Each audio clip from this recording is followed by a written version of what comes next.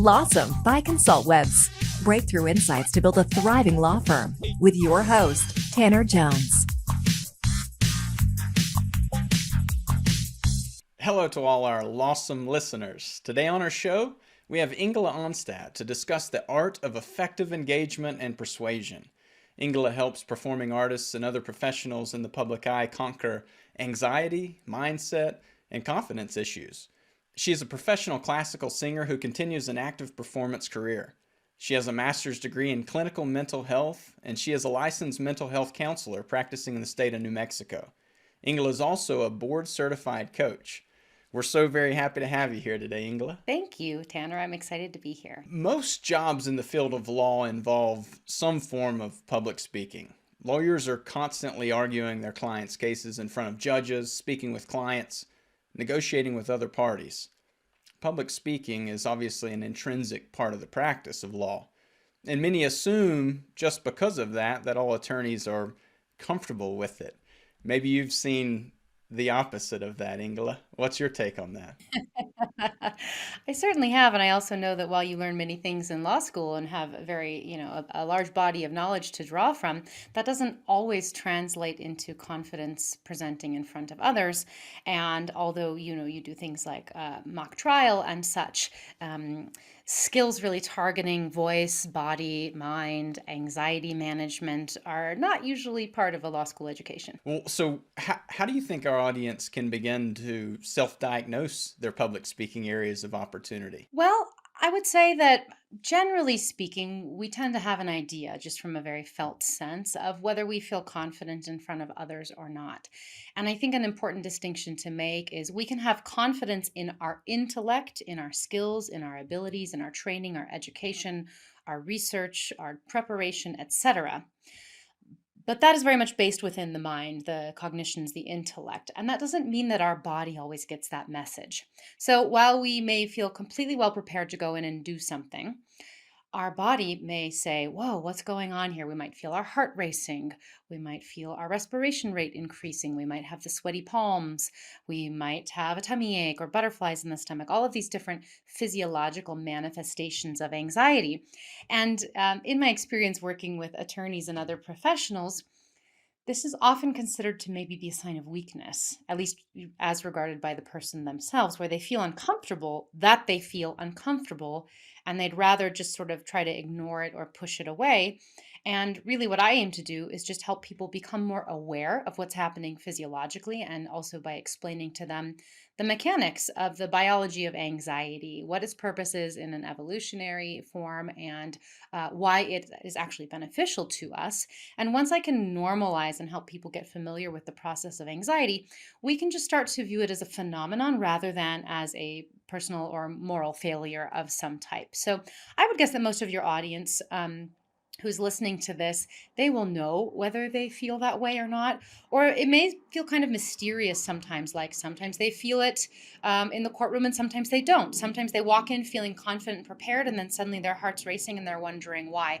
So as to, when it shows up, what situations it shows up in, that can be varied. And most of the time, people will have the experience that it happens sometimes and not others. And then there will be others in your audience who say, oh, that's me most of the time. I just try to fake it well or get over it quickly. Well, I'm excited to dive into some of those areas in this discussion and arm those who may be relating to that with some practical strategies here. Is there a process maybe you can describe to our audience where you include some actionable tips or strategies, maybe even rehearsal techniques, given your background, on how to improve public speaking skills? This is definitely an area where if we apply ourselves and we learn some skills and perhaps work with a professional or do some reading and practicing, we can make great improvements to it. So I want your audience to understand that if they consider this to be a problem that they are having, there is hope. It is just a skill like anything else, and we can learn to become better and better at it over time.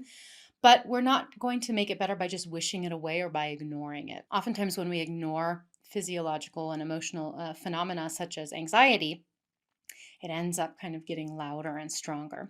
So there are many, many things that I do with my clients, but if I had to boil it down to its basics, I would say that I help people become more confident in how they are presenting themselves from a vocal and also physical standpoint. And this is just drawing on my experience being a stage performer myself and knowing how the speaking voice works and how we can improve our vocal quality and also the rate at which we speak so that we can become more effective communicators. And it's also knowing sort of basics about presentation in the body. What happens when we are feeling nervous? Well, we tend to sort of shrink in on ourselves. What happens when we're at ease and confident? Well, we tend to be more open. We tend to stand taller, have our arms by our sides rather than crossed. All of these little things can convey a lot of confidence to our audience, whether we are feeling confident or not. And then I would say the other big category in which I do a lot of work with my clients is learning how to manage the quote unquote stage fright that they have, the anxiety that comes up when we are stepping in front of people, when we are doing something important that we've worked very hard for. It's natural to feel anxious about something that we care a lot about or something that we've worked very hard for. Talked about a number of ways of preparation there, and I mean, you're spot on there in terms of these are all teachable concepts, and often that's just like anything in life. If you work at it, you will improve it. And I think sometimes that's all we need is just kind of practical first steps to get that momentum going. But there are other aspects, I think, on the communication side that are not necessarily influenced with words specifically. Instead, there are other cues that people can pick up. Let's say, talk about specifically inflection, tone, pacing, which you touched on. When people get nervous, naturally they're speeding up that pace. They may even mumble certain words if they're trying to speak faster. With that particular area, how can our audience overcome some of those effects with that nervousness? Well, it's interesting to note that according to some research, 93% of communication is nonverbal, and only 7% is verbal, meaning our content that we are speaking is only 7%, whereas the tone of our voice, the inflection, the rate of speech, our physical appearance, our body language, our facial expressions, our eye contact, all of these things make up the bulk of our communication. But we tend to place so much value on the content of our communication that we forget about how much we are communicating non-verbally. So to answer your question, I mean, a really simple and easy trick, if folks are feeling like they tend to speed up too much when they're nervous, which is likely to happen more often than not, we tend to go faster because we're jittery, we're anxious when we're nervous, and then we start speaking really fast and we start mumbling, and it does not convey the most confident presentation. One way to practice this, to practice slowing down, is to literally take whatever it is we are going to be talking about, and we can make it up. It doesn't have to be something that's written down word for word. And we can practice speaking it aloud in the mirror or to a trusted friend or family member, perhaps to a trusted colleague. And we can think about it maybe a little bit more from the theatrical sense. If I were, reciting a dramatic monologue, how would I inflect certain words? Where would I take pauses? And we can even go so far as to make little markings in our notes that we are reading from to insert a little, maybe a pencil slash for a pause, or to underline a word that we would like to emphasize. Another quick and easy tip is to practice what people call turtle talk. So we would take what we are going to say. Let's say I have a paper next to me with, some points that I'm going to make in a presentation or in the courtroom. And then I would practice speaking it very, very slowly, just to get my brain used to how that feels. Now, of course, we would not want to do this in front of others, but it can be an effective tactic to help us slow down. We also shouldn't be afraid of taking pauses. If we're making an important point, it's completely fine to take a little pause at the end of that point. Right? So I just did so to demonstrate that when we take that little tiny pause, that little moment of silence, it builds dramatic intensity. And it also gives us a moment to breathe and restart, to collect our thoughts, to move forward. Um, but I think also, before the vocal stuff with inflection and rate and tone, etc., it's also very important to have some basic anxiety management tools before entering the situation so that when we enter, we are not in an elevated state of fight, flight, or freeze. It's so fascinating to me, and I can imagine some lawyers are immediately, hearing this and thinking, how can I apply this to, the courtroom, especially litigators. But there's so many aspects. Communication is in like literally almost every minute of the day as an operating law firm, where you have, whether it's new prospective clients coming in, dealing with conflict within the office, outside of the office, and everything in between. And I would encourage listeners to see this as 93% of communication is through nonverbal cues. That is a powerful statistic. And what are you doing within your office to train your team, to train your intake department in particular for new calls coming in? It's such a valuable piece to really focus on, and I'd imagine that most firms are not even going down that route.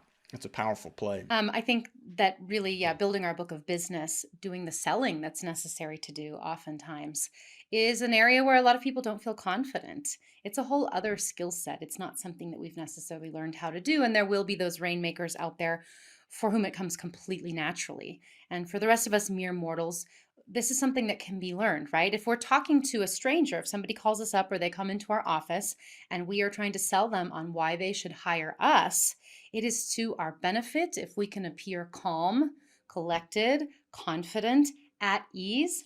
But if we feel nervous selling, perhaps we don't feel nervous about our skills as an attorney, but if we feel nervous about selling our skills as an attorney, that can oftentimes read to the other person. We all have something in our brains called mirror neurons. So when I am sitting next to a person who is agitated or talking to a person who is agitated and nervous, I tend to feel more agitated and nervous.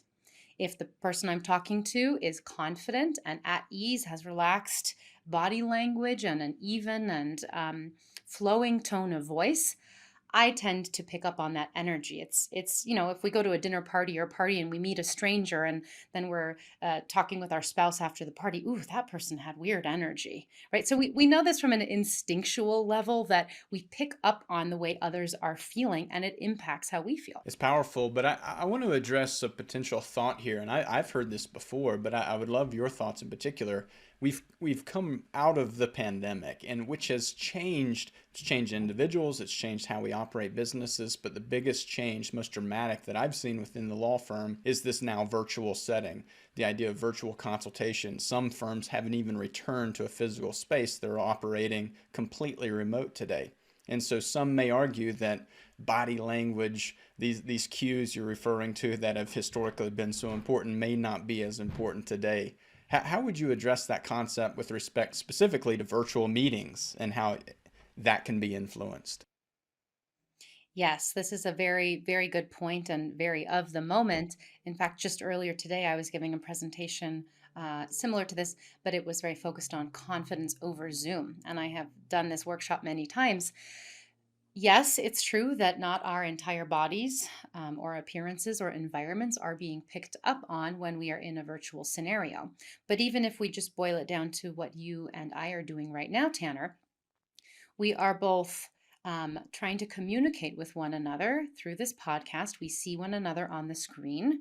We both have adequate lighting so that we can see one another's faces. There's nothing in shadow. And whether or not we're literally in the room with somebody, we're still picking up on all of the nonverbal communication. Yet, over Zoom or other methods, we have less to go from. So we are going to be more focused on what's happening here in other people's faces. We're going to be more focused on the eye contact, which is tricky because in order to make eye contact over a screen, I have to stare at my camera and not at you, Tanner, right? So it feels artificial. Depending on the quality of our technology, our voice might not be picked up very well by our microphone. We might feel like we have to speak a little bit more loudly, or we might speak too softly. So the nonverbals that we do have in electronic communication like this, I believe, become even more important because we are reading from less information, if that makes sense. I understand the point entirely. Very, very interesting, and something that I think all business owners should be embracing at this point, because it doesn't seem as though we're going back to the old. I think we have a new normal here that we want to be able to just continue to embrace and find ways to be able to lean in. And obviously, this is a critical way, being intentional about just the audio piece. You're right. These are all ways that individuals are influenced by not only your words, but what they're actually receiving. It's powerful. Yeah, and really, there's just a few easy tech tips that people can note, and I'm happy to explain a few of these if you'd like me to. Please, yes. Making sure we're making eye contact with the camera and not with the person's face. And this is incredibly hard to do. And on Zoom, especially, the great thing you can do is you can drag the picture of the person underneath your camera so that you can see their face as close to the camera as possible. So you just do some dragging with your, cursor and rearrange the picture of the other person to be as close to your camera as possible so that you have the impression of making eye contact, which is truly impossible over Zoom. We cannot make true eye contact, but it can at least appear so, and that makes a big difference to our brains. Another thing to watch out for is the angle of our cameras. We want to make sure that we're not being viewed sort of from the chin up the face or too far coming down. We want to make sure that, like you and I are doing right now, that we're almost looking straight at the camera. So in order to do so, I really had to raise my laptop today, right? Another thing we want to watch out for, just an easy tech tip, is that we are well lit from the front. And we can use a ring light or similar for this. They're very inexpensive. They can clip either to your monitor, or they can stand up on your desk or stand up on the floor. And to have that light from the front allows people to get the full range and scope of our facial expressions, our eye contact, etc. And we want to make sure that we're also not backlit. So there's not a bright light or a window right behind us that is putting our face in a shadow. And then the other quick tip I would have for tech is to hide the self view if you can. If you're on the type of technology like Zoom, where you can hide the self view, it's great to do so, because if we don't hide the view of ourselves, we are constantly distracted and looking, so to speak, in the mirror. And it can be it's too much information for our brain to take in. Thank you for that. That's a tremendous checklist. I would love to spend, there are 100 different angles we could go down. I've really enjoyed this conversation. I want to take a little bit of a different angle here with respect to persuasion. Clearly, persuasion is a critical part of an attorney's job. So what can attorneys do to begin to excel at persuasion and effective engagement in public speaking? Well, I think that it goes back to what we were talking about before, that we have to make sure that the mechanics of speaking are working well, first and foremost. I can't do, digital design work on a broken computer. So we want to make sure that we're getting our voice in good working order. If we are a person who struggles with speaking, if we struggle with volume, or if we feel like our tone is gravelly, we might want to work with a professional on some vocal skills. That same goes for the body as well, because once again, these are these nonverbals that we are conveying. And then aside from the content that we are speaking, I think most people will generally feel relatively confident in their content.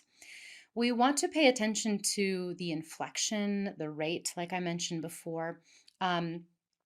A clear vocal tone that is probably slightly higher in volume than we would normally do is going to convey a little bit more confidence, maybe a little bit more gravitas.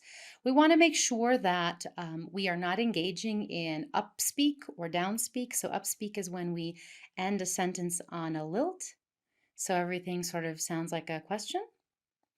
Or if we do too much downspeak, if we are speaking our sentences and then we kind of let the vocal tone drop off. Now, some of these are just sort of, they can be regional, dialectic habits. They can be generational. They don't necessarily mean that we're not confident, but that doesn't really matter, because all that matters is how it comes across. But I think, truly, attorneys that are truly confident in their persuasion abilities, it's not just about the argument itself and the content. It's that feeling of showmanship, of I can get up in front of an audience and I can command attention via my physical presence. And once again, this doesn't have to be something we're born with, and those are just the lucky ones who get to do it. This is really something that we can work on, and it can grow. If you put a kid in an acting class, they're going to learn how to do some things. They're going to learn how to hold themselves differently and speak differently. So it's really about bringing sort of that aspect of showmanship into the courtroom or into the law practice. It's such encouragement for all of our listeners. I'm very grateful for it. I'm curious, were there any other tips or tricks that you wanted to share with our audience? Yeah, I think that there are so many different ways in which we can learn to calm and ground ourselves in high pressure situations. So maybe we find that we are really ruminating on something. We're thinking about it a lot. That's usually a sign that we're somewhat anxious about it, right? That there's a problem that we want solved that we haven't quite been able to solve yet. If we can employ some basic grounding skills, like maybe we add in a little bit of meditation or prayer, if that's your thing, prior to going into a high pressure situation where we just pop in our headphones and you can listen. There are dozens and dozens of apps nowadays, Headspace, Calm, all sorts of things where we just have a moment, maybe 5 minutes, to listen to somebody's soothing voice walking us through some relaxing activities. If we are the type of person who tends to feel really sort of sluggish and tired before going into a courtroom or a high pressure situation, we could do a little bit of exercise. We could do some jumping jacks. We can do certain breathing activities. There are great breathing activities for both energizing and calming. So a great calming breath is what we would refer to as a double exhale, where we essentially take our inhale and then we either blow or hiss out our exhale. And we just try to make it at least twice as long as our inhale. If we do this a few times in a row, this longer extended exhale, we're actually communicating with something in our system called the vagus nerve, which is part of the parasympathetic nervous system, which is responsible for calming us. So it's not magic. It's not, witchcraft. It is just science. It's just how the body works. We just do these longer exhales, and then we tend to be able to bring our heart rate down and feel calmer.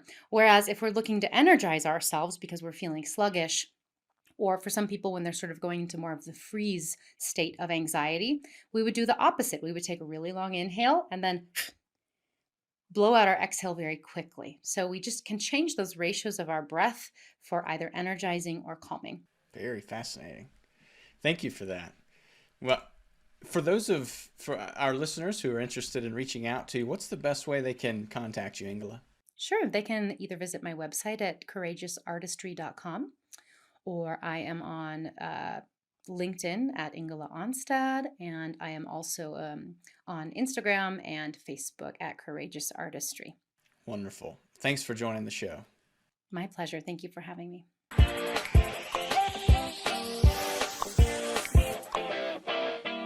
Lawsome by ConsultWebs with Tanner Jones. For show notes, links, and info, go to consultwebs.com/podcast. Be sure to subscribe and leave us a review. Watch for the next Lawsome episode to discover more breakthrough insights to build a thriving law firm.